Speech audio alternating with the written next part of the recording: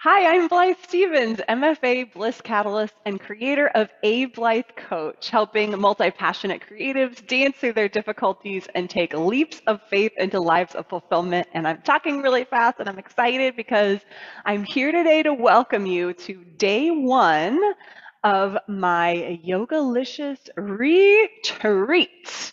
And it is meant to be a treat from me to you, really a gift of enjoying movement in your own body, exploring different shapes, and finding the most delicious and savory approaches to creating a regular self-care practice. So we're just going to take a few minutes a day, or if you have a bit more time, I have lots of ideas for how you can really create a more full-bodied, lengthier, full retreat experience for yourself. But at the minimum, you'll have a few minutes a day to escape from the stress of normal life, to take a little vacation to a beautiful location, which is within yourself, through yoga practice. So today is, as I said, day one. So we're really laying the groundwork for the rest of the retreat that will take place this week. And so I wanted to share a few things to help you best prepare. Now, if you don't have any of these sort of props and tools and things available or around you, no worries. You can definitely do this retreat without a lot of fancy equipment, without even a yoga mat. But if you do have these items or similar, they might be supportive to you, especially in finding that deep, yummy, juicy relaxation that we're looking for, that will really provide a sense of escape and release and renewal. So I have brought with me into the studio today a couple of yoga blocks. Large books might sometimes also be a good replacement. Obviously, they'd be heavy, but also sturdy, or any sort of a block type of thing. I have seen people use also in building their architecture of support different household items. You might even be able to use a sturdy water bottle or a plastic cylinder that might hold household or baby wipes, anything sturdy like that, sturdy Tupperwares for when we're creating a supportive structure for our pose. These sorts of items might be good, as well as softer items. I didn't bring a big pillow or bolster with me today, but when I practice at home, I definitely do use those items. Any sort of couch cushions and pillows that you might have lying around, we can experiment with those as we go, as well as a yoga blanket or a folded blanket of any kind, or this one's a beach towel, actually. Again, could be folded or unfolded to your specifications. And in some cases, a yoga strap or a regular belt, sometimes the belt from a bathrobe or a regular belt that you wear through your jeans, might also work to help us find different variations of the poses that are especially tasty and delicious for us. So the point is, in order for yoga to truly be delicious and enjoyable, we have to find the version of these shapes that make the most sense for us in our bodies. So this whole retreat will not so much be about creating a particular shape or appearance from the outside, and instead will be tuning into the sensations and inside the body and how that can support us.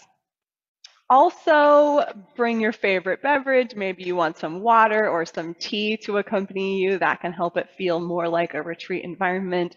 Maybe you have some lemon or some cucumber water, something extra special for yourself today to get you in the mood. Light a candle, start some incense, open a window, make yourself comfortable, and here we go. So each day of the challenge, I'll really only be sharing one shape or pose, but we'll be trying out a whole variety of variations of said pose to create completely different experiences. So the first version of each position will be usually an upright, either standing or seated posture. And then we'll take it into possibly a more warming, dynamic, and active version of the pose. And then at the end, we will cool it down. In every case, we'll come all the way down onto the floor, either reclining or in another way, completely relaxed, to do a more of a yin or restorative pose variation. If what you're looking for is just that last piece, the relaxation, the shavasana, the restoration, the yin, the restorative version of the pose, then jump ahead and you can practice that version of the pose for yourself through the entire practice, or come along with me and try the first couple of versions, and then we'll unwind into that final variation. So this is really a choose your own adventure type of retreat, and they're all just suggestive servings from me of how we might like to take this on. What really matters is how your experience in your body is. So yes, that's how we'll get at the juice and the yum of each of these yoga postures. So our posture for day one will be ultimately Shavasana, our reclining, marinating, absorbing all the benefits of our practice pose. Also a great way to actively rest. We might use Shavasana, in fact, as part of Yoga Nidra or the yoga sleep exercise, or a little bit of a prolonged Shavasana moment. And we can do this unsupported, as I had said, or we can take some props in. So I'm going to briefly show you that Shavasana, which will be our ending pose, in case you want to stay there throughout the practice.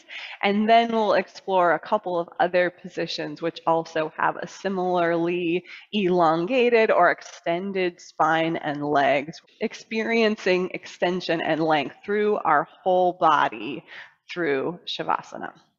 Take breaks whenever you like, go at your own pace, and of course, let me know as questions arise, or if you're having trouble finding a good variation of the poses for you. I would be happy to support you in crafting your own practice and finding what truly feels best in your own body. May this practice of grounding, centering, orienting, creating, and relating ripple out to have a positive impact in every part of your life. So for Shavasana, we'll want to create a nest-like setting as much as possible. So again, you can just lay back and enjoy a standard reclining shape. Allow the legs and arms to flop open to whatever degree you like, and experience the pull of gravity in the body.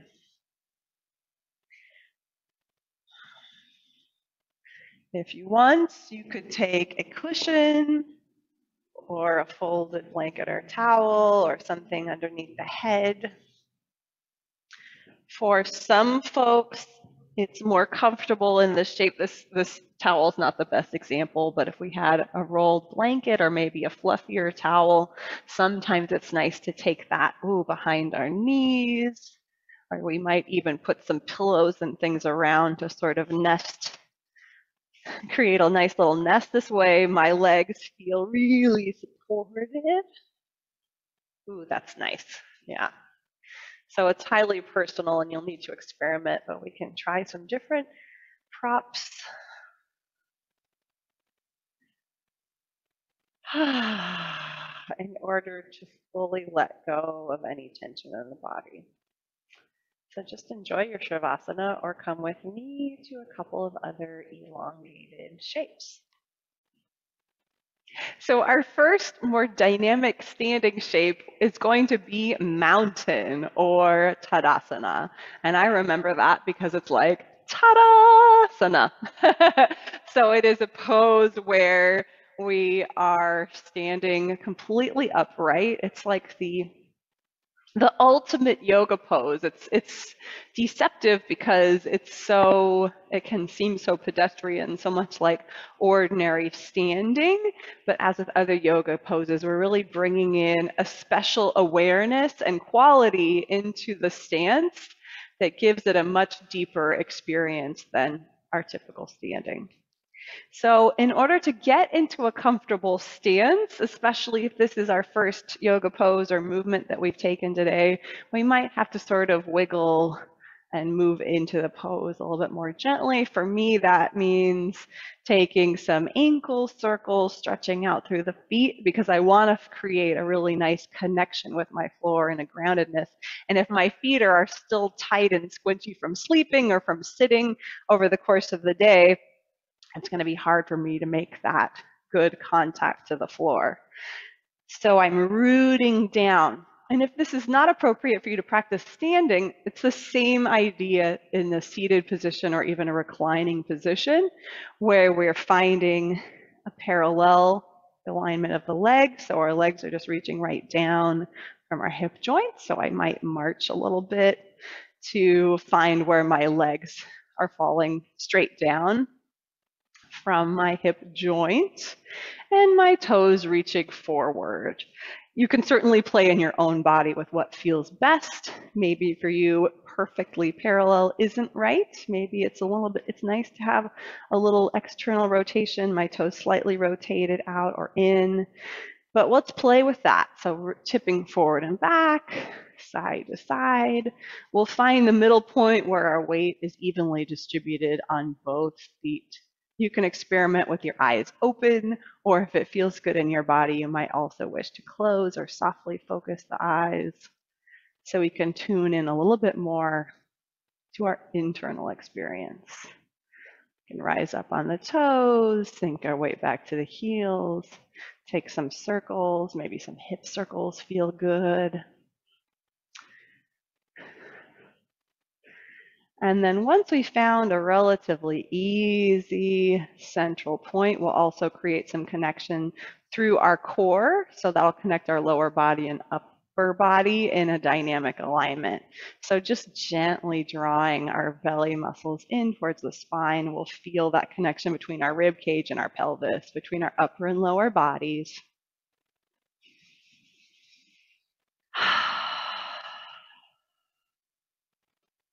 And then tune into the breath.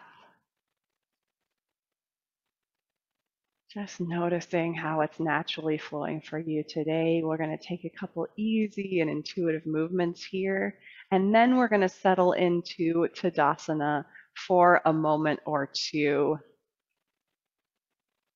So the movements that we'll take to sort of metaphorically clear the air and the space around us, first of all, will be to embody that breath in the movement of the arms. So we'll reach the arms over the side and along. And I'm going to zoom out to bring the arms up and overhead. You can let the shoulders come up and then let the shoulders go and stay down. And then inhaling, reaching the arms wide. We can turn the palms to face up and in. And exhale, reaching them out, turning the hands and down.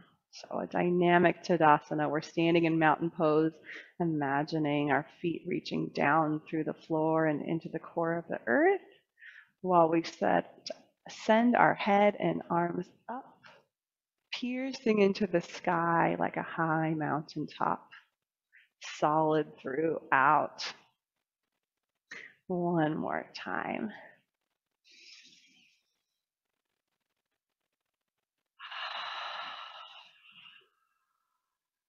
Then we'll take a couple gentle side bends. Breathing in, clasping one wrist with the other. And then we'll gently draw over to one side in a banana or a crescent moon shape. And the exhale, inhaling through the center, switching.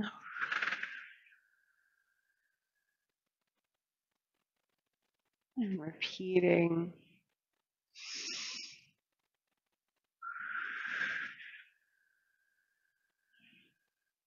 Always lengthening before we go into a stretch.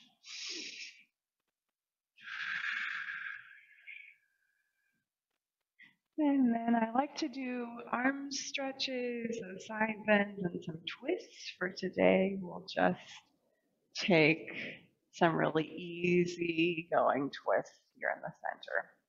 If a wider stance makes more sense for you in Tadasana or in any standing pose, by all means, do that. And you'll have a really yummy pause here in between.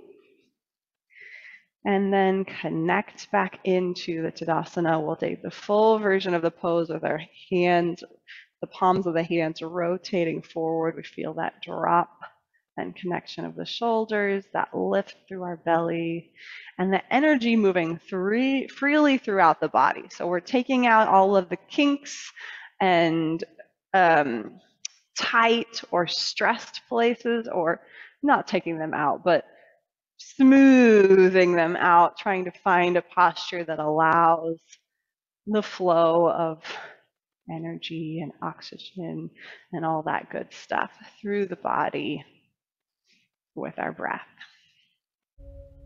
Planting through the feet, toes long on the floor with an even distribution of the weight across the whole sole of the foot, pressing into the earth.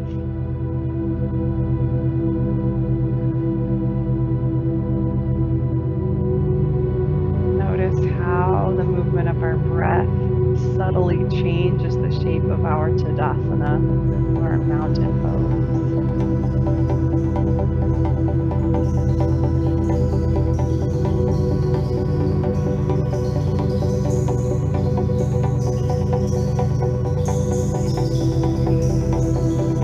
An experience of strength,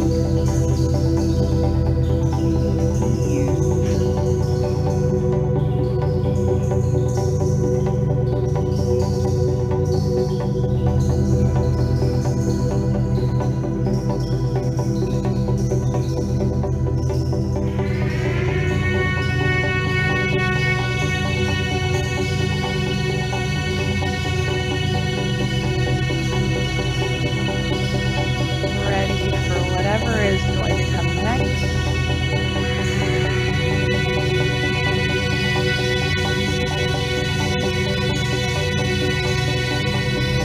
Equipoise, balance.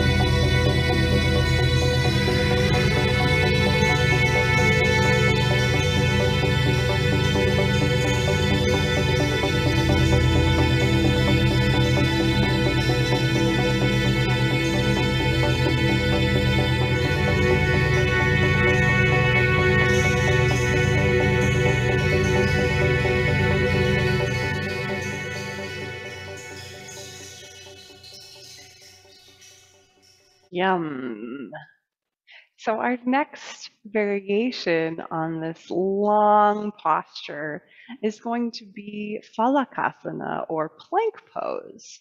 So there's a lot of different versions of Phalakasana: high plank, low plank, forearm plank, and you can take any version that you like. The key being we're going to form some angle between our body and the floor. So I'm going to show you one version here that will use the wall or perhaps a piece of furniture. You could use a sturdy countertop or table, couch, or chair, and then just lean forward. So we take our nice strong mountain shape and just lean it forward like we're peeking over the edge of a cliff into cool blue water. The shoulders pressing down, certainly very active through our core, and then creating that same length from the crown of the head through the whole spine, through the tail, and in this case, through my heels and my feet, a long diagonal line. So that's one version of a plank that we could do, or we can take, of course, our plank to the floor in any of the following variations.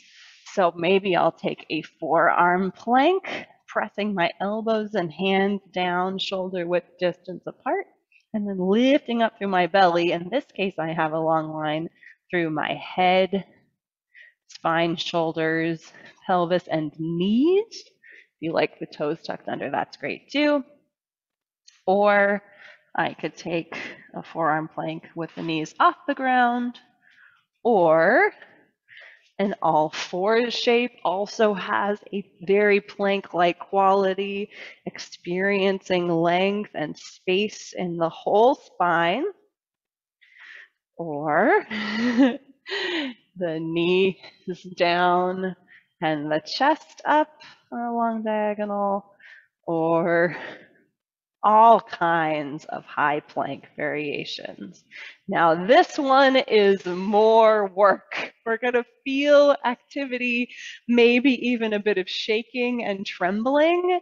I know for a lot of people that might not feel like much of a treat in the body, but if nothing else, the glow that we'll experience after we're done with the pose certainly is a treat, and that relief that we have completed the plank pose, that we have strengthened and integrated the body. We might go through the rest of our day feeling a little bit better connected, a little bit stronger. And for me, actually, that warmth and work in the pose can feel really good. So I really want to encourage you to approach it from that perspective if possible, rather than plank as something that's punishing and terrible and to shred muscles or any of this sort of language, and instead embrace it as a way to feel strength at our core, to feel connection, and to support all of the movements and all of the shapes that come afterwards, and to really enjoy that increased circulation and connection through the body and in everything that we do. So we'll approach plank in that spirit. Please take the variation that you choose, or go ahead and move on into Savasana. I'll meet you there in a minute. We'll take about a minute or so of plank. You can take just one fixed position, or what I'm going to do is do a little improvisation between plank poses, and that keeps me from getting sort of bored in one shape, makes the time go a little bit faster. And then we'll come to the floor.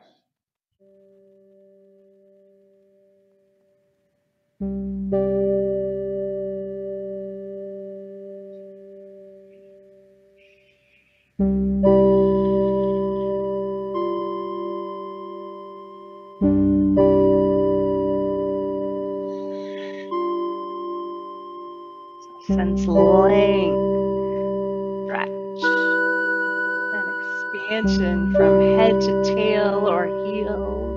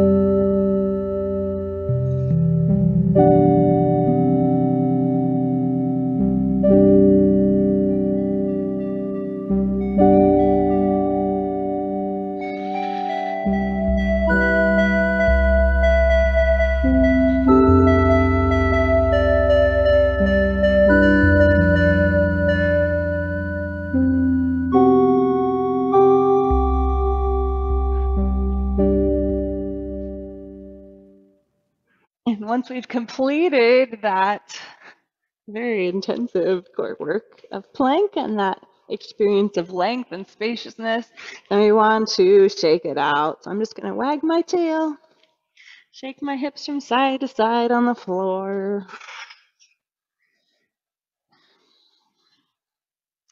And then we'll stretch out the belly and the back muscles with a little bit of a cobra. Belly stretch. And then sneak preview, foreshadowing of things to come. Also, a little bit of a child's pose just to release in the lower back. And we'll be exploring a lot more versions of child's pose coming up real soon. But for now, just a forward fold to release in the lower back. And then set up your architecture if you're not already there for a nice, comfy Shavasana. Laying flat and cushioning ourselves in whatever ways feel good to us today. Maybe you have a whole cozy nest set up.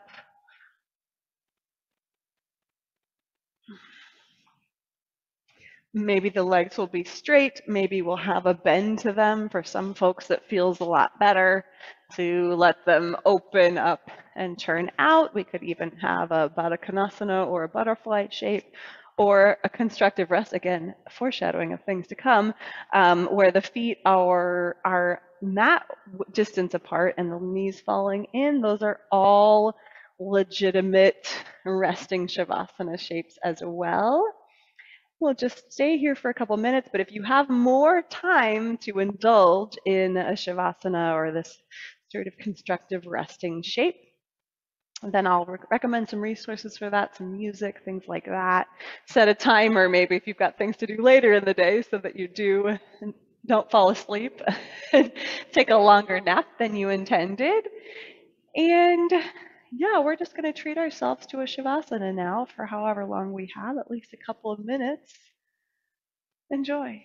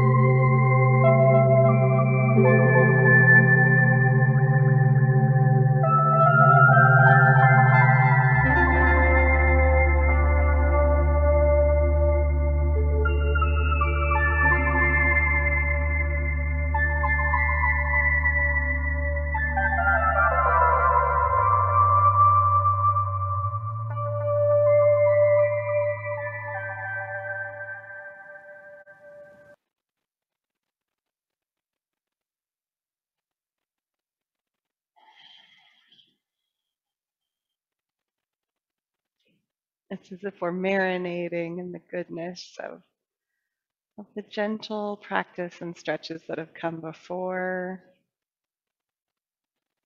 letting anything unnecessary or that does not serve us fall away.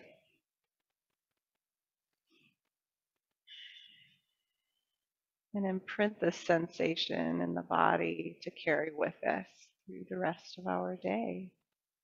So gently come out of your Shavasana, making small movements with the hands and feet, with the edges of the body. And then we'll slowly roll onto one side. Pause here in the little fetal position.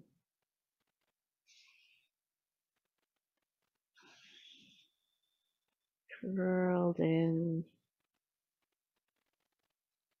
And then we'll make our way back up to seated.